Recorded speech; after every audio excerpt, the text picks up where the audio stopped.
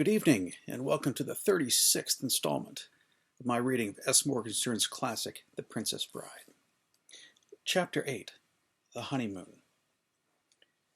Once the panic was well underway, Yellen realized he had next to no chance of bringing things immediately under control. Besides, the giant was terribly close now, and the roar of "No survivors!" made it very hard to do any solid thinking. But fortunately, he had the sense to grab the one and only key to the castle and hide it on his person. Fortunately, too, Wesley had the sense to look for such behavior. "Give me the key," Wesley said to Yellen, once Inigo had his sword securely pressuring Yellen's Adam's apple. "I have no key," Yellen replied. "I swear on the grave of my parents. May my mother's soul forever sizzle in torment if I am lying."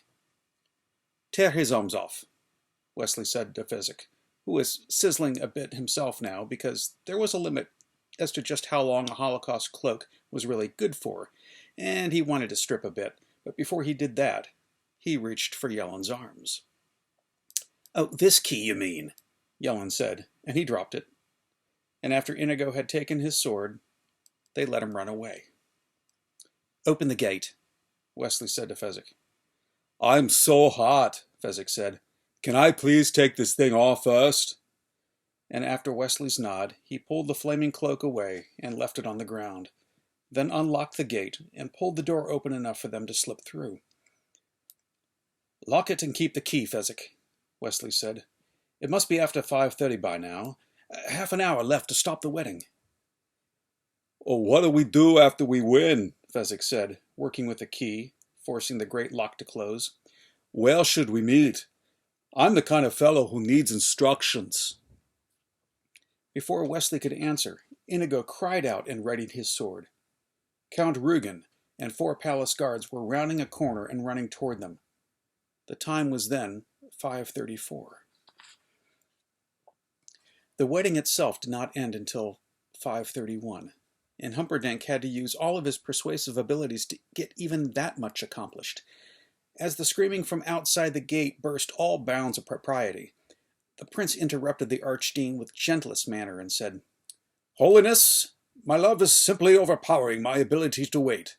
Please skip on down to the end of the service." The time was then 5:27.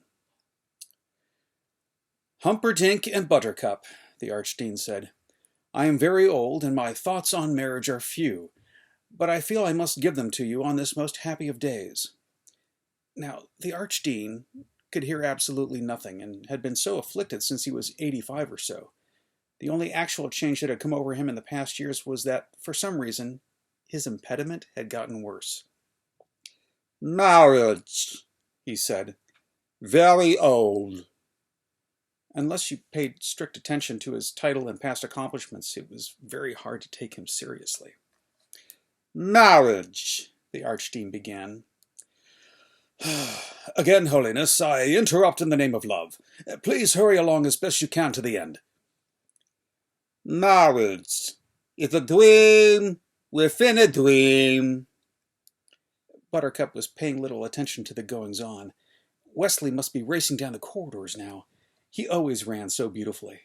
Even back on the farm, long before she knew her heart, it was good to watch him run. Count Rugen was the only other person in the room, and the commotion at the gate had him on edge. Outside the door he had his 4 best swordsmen, so no one could enter the tiny chapel, but still, there were a lot of people screaming where the brute squad should have been. The 4 guards were the only ones left inside the castle, for the prince needed no spectators to the events that were soon to happen. If only the idiot cleric could speed things along. It was already 5:29. "The dream of love wrapped within the greater dream of everlasting rest. Eternity is our friend. Remember that. The love will follow you forever." It was 5:30 when the prince stood up and approached the archdeacon firmly. "Man and wife," he shouted. "Man and wife, say that." "I am not there yet," the archdeacon answered. "You just arrived," the prince replied. "Now!" Buttercup could picture Wesley rounding the final corner. There were 4 guards outside waiting. At 10 seconds per guard, she began figuring, but then stopped, because numbers had always been her enemy. She looked down at her hands. Oh, I hope he still thinks I'm pretty, she thought. Those nightmares took a lot out of me. Man in life, your man in life, the Archdeacon said. Oh, thank you, Holiness, the prince said, whirling toward Rugen. Stop that commotion, he commanded. And before his words were finished, the count was running for the chapel door. It was 5:31. It took a full 3 minutes for the count and the guards to reach the gate, and when they did, the count could not believe it. He had seen Wesley killed, and now there was Wesley. And with a giant and a strangely scarred, swarthy fellow. Something about the twins' scars banked deep into his memory, but now was not the time for reminiscing. Kill them, he said to the fencers, but leave the middle-sized one until I tell you. And the 4 guards drew their swords. But too late and too slow. Because as Fezzik moved in front of Wesley, Inigo attacked, the great blade blinding, and the 4th guard was dead before the first one had had sufficient time to even hit the floor. Inigo stood a moment, panting. Then he made a half-turn in the direction of Count Rugen and executed a quick and well-formed bow. Allons, he said. My name is Inigo Montoya. You killed my father. Prepare to die. And in reply, the Count did a genuinely remarkable and unexpected thing. He turned and ran. It was now 5:37. King Lotharon and Queen Bella arrived at the wedding chapel in time to see Count Rugen leading the 4 guards in a charge down the corridor. Are we too early? Queen Bella said, and they entered the wedding chapel and found Buttercup and Humperdinck and the Archdeacon. There is much going on, the prince said. All in due time will come matchlessly clear. But I fear there is a strong possibility that at this very moment the Guelderians are attacking. I need time alone in the garden to formulate my battle plans, so could I prevail upon you two to personally escort Buttercup to my bedchamber? His request was naturally granted. The prince hurried off then, and after one stop to unlock a closet and remove several pairs of boots that had once belonged to Guelderian soldiers, he hurried outside. Buttercup, for her part, walked very slowly and peacefully between the old king and queen. There was no need ever to worry, not with Wesley there to stop her wedding and take her away forever. The truth of her situation did not take genuine effect until she was halfway to Humperdinck's room. There was no Wesley. No sweet Wesley. He had not seen fit to come for her. She gave a terrible sigh, not so much of sadness as of farewell. Once she got to Humperdinck's room, it would all be done. He had a splendid collection of swords and cutlery. She had never seriously contemplated suicide before. Oh, of course she'd thought about it. Every girl does from time to time, but never seriously. To her quiet surprise, she found it was going to be the easiest thing in the world. She reached the prince's chamber, said good night to the royal family, and went directly to the wall display of weaponry. The time was then 5:46. Inigo, at 5:37, was so startled at the Count's cowardice that for a moment he simply stood there. Then he gave chase, and of course he was faster, but the Count made it through a doorway, slammed and locked it. And Inigo was helpless to budge the thing. "Fezzik!" he called out desperately. "Fezzik, break it down!" But Fezzik was with Wesley. That was his job, to stay and protect Wesley, and though they were still within view of Inigo, Fezzik could do nothing. Wesley had already started to walk. Slowly. Weakly. He was, under his own power, walking. "Charge it," Fezzik replied. "Slam your shoulder hard. It will give for you." Inigo charged the door. He slammed and slammed his shoulder, but he was thin, and the door otherwise. "He's getting away from me, Fezzik," Inigo said. "But Wesley is helpless," Fezzik reminded him. "Fezzik, I need you!" Inigo screamed. "It'll only be a minute," Fezzik said, because there were some things you did no matter what, and when a friend needed help, you helped him. Wesley nodded, kept on walking, still slowly, still weak, but still able to move. Hurry! Inigo urged. Fezzik hurried. He lumbered to the locked door, threw his bulk against it hard. The door held. Please, Inigo urged. I'll get it, Fezzik promised, and he took a few steps back this time, then drove his shoulder against the wood. The door gave some, a little, but not enough. Fezzik backed away from it now. With a roar, he charged across the corridor, and when he was close, he left the castle floor with both feet, and the door splintered. Thank you, Inigo said, already halfway through the broken door. What do I do now, though? Fezzik called. Back to Wesley, Inigo answered, in full flight now, beginning chasing through a series of rooms. Stupid, Fezzik punished himself with, and he turned and rejoined Wesley. Only Wesley was no longer there. Fezzik could feel the panic starting inside him. There were half a dozen possible corridors. Which? Fezzik said, trying to figure it out, trying for once in his life to do something right. You'll pick the wrong one, knowing you, he said out loud, and then he took a corridor and started hurrying along as fast as he could. He did pick the wrong one, and Wesley was alone now. Inigo was gaining. He could see, instant to instant, flashes of the fleeing noble in the next room, and when he reached that place, the Count would have made it into the room beyond. But each time, Inigo was gaining. By 5:40, he felt confident he would, after a chase of 25 years, be alone in a room with his revenge. By 5:48, Buttercup felt quite sure she would be dead. It was still a minute before that as she stood staring at the prince's knives. The most lethal looked to be the one most used, the Florinese dagger. Pointed at one end, it entered easily, growing into a triangular shape by the hilt. For quicker bleeding, it was said. They were made in varying sizes, and the prince's looked to be one of the largest, being wrist-thick where it joined the handle. She pulled it from the wall, put it to her heart. There are always two perfect breasts in this world. Leave yours alone, she heard, and there was Wesley on the bed. It was 5:48, and she knew that she would never die. Wesley, for his part, assumed that he had until 6:15 for his hour to be up.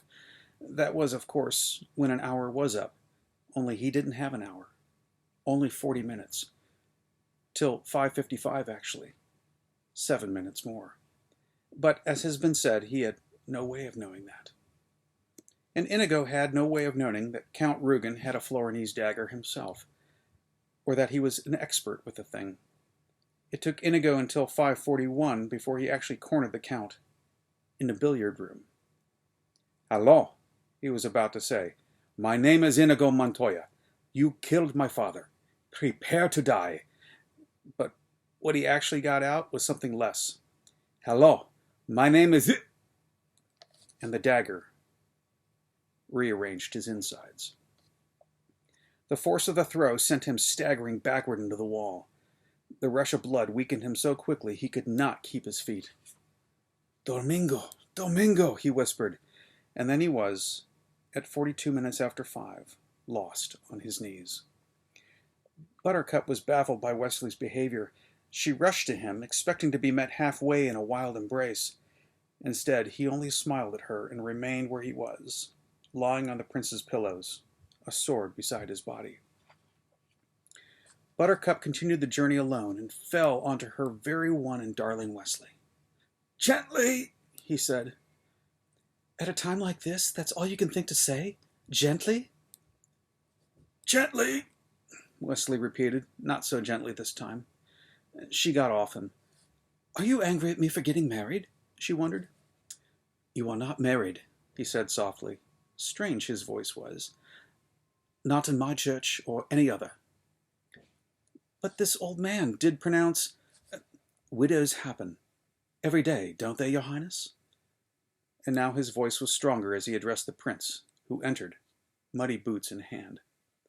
Prince Humperdinck dove for his weapons, and then a sword flashed in his thick hands. "To the death," he said, advancing. Wesley gave a soft shake of his head. "No," he corrected. "To the pain." It was an odd phrase, and for the moment it brought the prince up short. Besides, why was the fellow just lying there? Where was the trap? I don't think I quite understand that. Wesley lay without moving, but he was smiling more deeply now. I'll be only too delighted to explain. It was 5:50 now. 25 minutes of safety left. But there were 5, and he didn't know that. How could he? Slowly, carefully, he began to talk. Inigo was talking too. It was still 5:42 when he whispered, "I'm sorry, Father."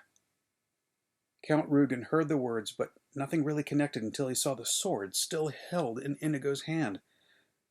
"You're that little Spanish brat I taught a lesson to," he said, coming closer now, examining the scars. "It's simply incredible. Have you been chasing me all these years, only to fail now? I think that's the worst thing I've ever heard of. How marvelous." Inigo could say nothing. The blood fauceted from his stomach. Count Rugen drew his sword.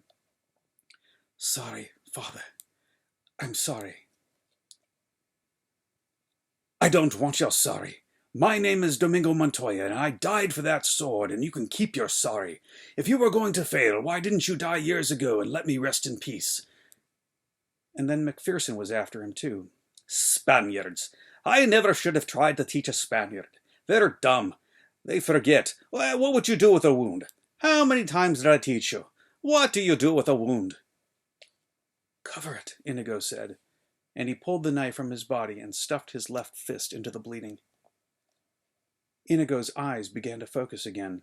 Not well, not perfectly, but enough to see the Count's blade as it approached his heart. And Inigo couldn't do much with that attack. Parry it vaguely, push the point of the blade into his left shoulder where it did no unendurable harm. Count Rugen was a bit surprised that his point had been deflected, but there was nothing wrong with piercing a helpless man's shoulder. There was no hurry when you had him. McPherson was screaming again. "Spaniards! Spaniards! Only they would forget to use a wall." Slowly, inch by inch, Inigo forced his body up the wall, using his legs just for pushing, letting the wall do all the supporting that was necessary. Count Rugen struck again, but for any number of reasons, most probably because he hadn't expected the other man's movement. He missed the heart, and had to be content with driving his blade through the Spaniard's left arm. Inigo didn't mind. He didn't even feel it.